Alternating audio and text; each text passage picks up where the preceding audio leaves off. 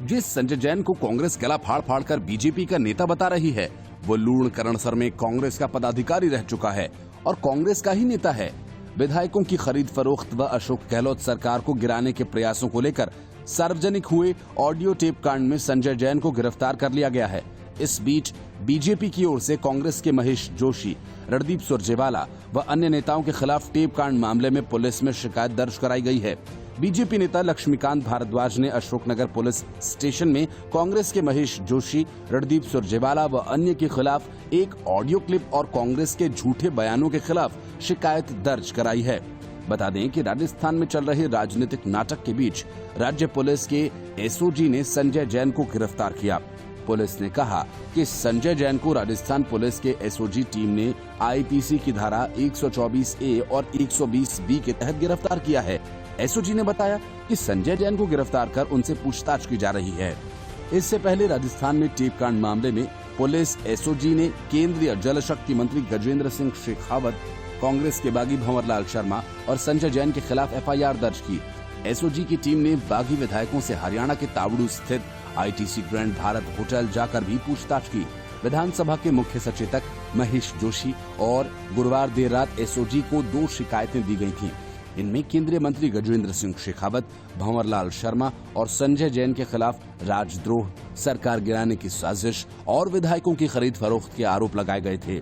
केंद्रीय मंत्री गजेंद्र सिंह शेखावत ने कहा कि मैं सैकड़ों संजय जैन को जानता हूं, तो ये संजय जैन कौन है पता नहीं। ऑडियो में मेरी आवाज नहीं है, मैं मारवाड़ की बोली बोलता हूं, लेकिन इसमें शेखावटी बोली बोली जा रही है। ये फर्जी टेप है, किसी भी जांच के लिए तैयार हूं। कांग्रेस के राष्ट्रीय प्रवक्ता रणदीप सिंह सुरजेवाला ने आरोप लगाया कि गुरुवार देर रात सामने आए ऑडियो में शेखावत और भंवरलाल शर्मा के नाम सामने आए हैं।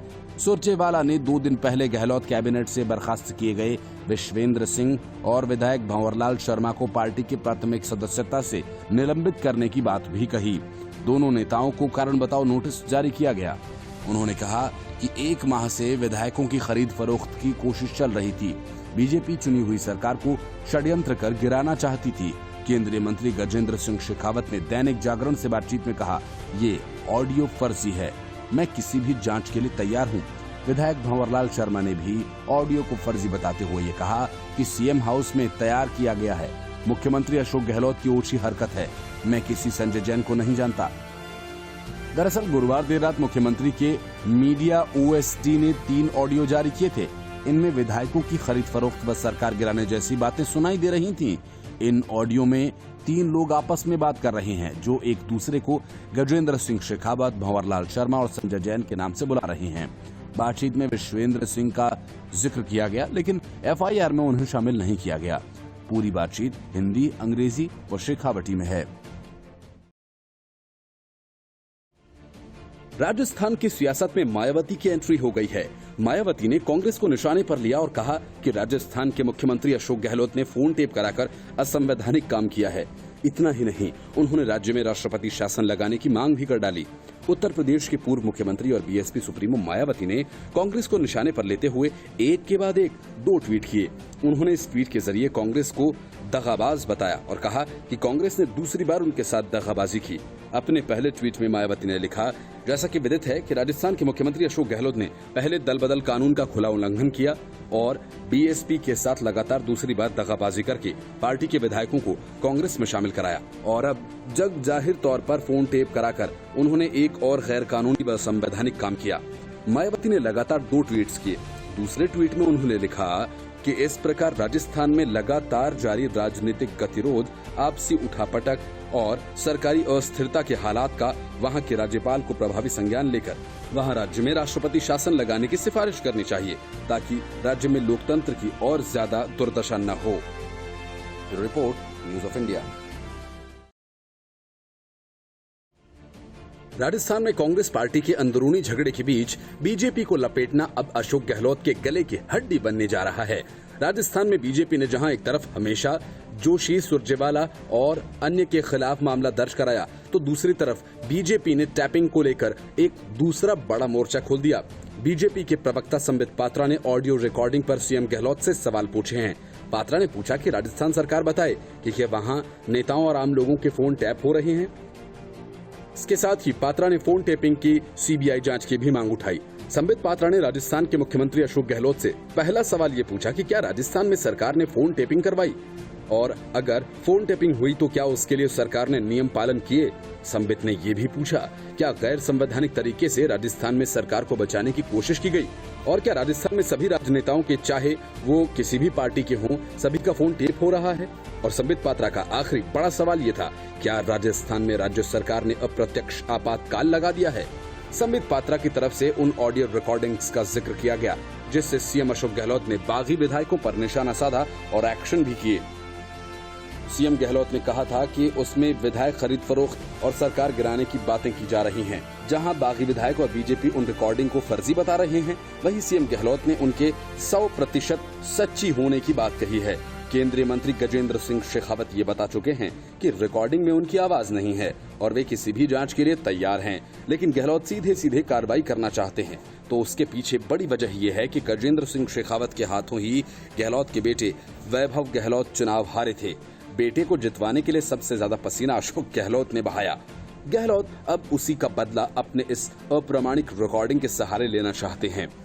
बता दें कि राजस्थान सरकार के ओएसडी लोकेश शर्मा ने ऑडियो जारी किया था और दावा किया कि केंद्रीय मंत्री गजेंद्र सिंह शेखावत जयपुर के संजय जैन के जरिए विधायक भंवरलाल शर्मा के संपर्क में हैं। एक प्रेस नोट जारी करके बताया गया कि भंवरलाल शर्मा ने 30 विधायकों की संख्या पूरी करने का आश्वासन दिया। यहाँ एक नहीं बल्कि 3 ऑडियोज वायरल हुए जिनमें पैसे के लेन देन की बात कही जा रही है और इस ऑडियो में लेन देन की बात का दावा भी किया गया है। भंवरलाल जब अमाउंट की बात करते हैं तो कहा जाता है कि जो भी आश्वासन दिया गया है पूरा किया जाएगा और वरिष्ठता का पूरा ध्यान रखा जाएगा। इसके बाद कांग्रेस ने भंवरलाल शर्मा और विश्वेंद्र सिंह को सस्पेंड कर दिया। Bureau report, news of India. Ashok Gehlot पर पायलट गुट की तरफ से जवाबी हमले तेज हो गए हैं। पार्टी से निलंबित किए गए विश्वेंद्र सिंह ने राजस्थान के मुख्यमंत्री अशोक गहलोत पर करारा हमला किया। पूर्व डिप्टी सीएम सचिन पायलट पर भीतरघात का आरोप लगाते हुए सीएम अशोक गहलोत ने कहा था कि किसी नेता का हैंडसम होना, अंग्रेजी बोलना ही उसकी काबिलियत की गारंटी नहीं। बिना सचिन पायलट का नाम लिए उनके खिलाफ की गई कांग्रेस की कार्रवाई को सही ठहराते हुए अशोक गहलोत ने कहा था कि देश में आपकी विचारधारा, नीतियों के प्रति आपकी प्रतिबद्धता का भी ख्याल रखा जाता है। तब अशोक गहलोत ने पायलट पर तीखा व्यंग करते हुए कहा था कि सोने की छुरी पेट में उतारने के लिए नहीं होती है। गहलोत के इस बयान को आधार बनाते हुए डी कुम्हेर के विधायक और पार्टी से बाहर निकाले गए विश्वेंद्र सिंह ने कहा कि हैंडसम तो पूर्व प्रधानमंत्री राजीव गांधी भी थे और अंग्रेजी भी अच्छी बोलते थे। विश्वेंद्र सिंह ने ट्वीट किया कि हैंडसम तो पूर्व प्रधानमंत्री राजीव गांधी भी थे, बस कह रहा हूं। अशोक गहलोत पूर्व प्रधानमंत्री राजीव गांधी के साथ काम कर चुके हैं। अशोक गहलोत को राजीव गांधी का विश्वास पात्र भी माना जाता था। विश्वेंद्र सिंह सचिन पायलट गुट के नेता हैं। पहले कांग्रेस आलाकमान ने उन्हें मंत्री पद से बर्खास्त किया और इसके बाद उन्हें पार्टी ने कांग्रेस की प्राथमिक सदस्यता से निलंबित कर दिया। विश्वेंद्र सिंह अपने 30 साल के राजनीतिक जीवन में पहली बार ही मंत्री बने थे। उन्हें पार्टी से निलंबित करने पर भरतपुर में जगह जगह विरोध प्रदर्शन हो रहे हैं। Bureau report, news of India.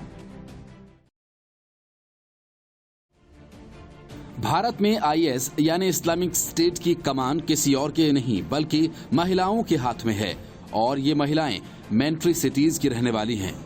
ये महिलाएं सोशल मीडिया के जरिए इस्लामिक स्टेट की विचारधारा का प्रचार प्रसार कर रही हैं। इतना ही नहीं, हमले के लिए विस्फोटक जुटाने का भी काम कर रही हैं। एनआईए को इस मामले में एक और बड़ी कामयाबी हाथ लगी है। एजेंसी ने पुणे से सादिया अनवर शेख नाम की एक युवती को गिरफ्तार किया।